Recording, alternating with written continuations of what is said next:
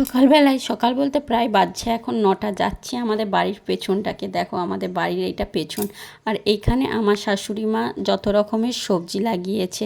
আমি খুব একটা এখানটাতে যাই না, শাশুড়ি মাই বেশি যায় সবজি টবজি তুলে। আমি খুব একটা এখানের মধ্যে যাই না, কারণ প্রচুর গাছে ভর্তি, আর এতদিন ধরে শরীর খারাপ হচ্ছিল, তার জন্য কিন্তু এখানটাতে যাওয়াই হয় না। এখানটাতে এসে দেখছি এই ননদ কতকগুলো শশা তুলে রেখেছে। মা এগুলো দেখতে পায়নি, গাছের ভিতরে ছিল, ননদ তুলে রেখেছে। আর আমি এসেছি ননদকে একটা কোনো কিছু দিতে, মানে ছুরি দিতে এসেছিলাম ঝিঙে কাটার জন্য। আর এইদিকে দেখো কত কুমড়ো ফুল ফুটেছে। কুমড়ো ফুল খেতে কিন্তু বেশ ভালোই লাগে।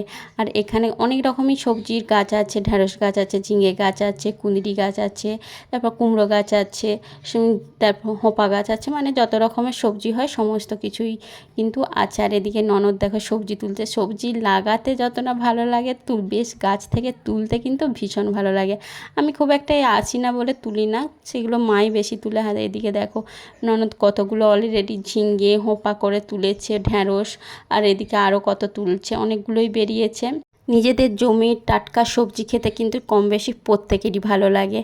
গাছগুলো লাগিয়ে যত্ন করে বড় করতে যত না ভালো লাগে, তার থেকে বেশি কিন্তু ভালো লাগে সবজি তুলতে এবং টাটকা সবজি খেতে।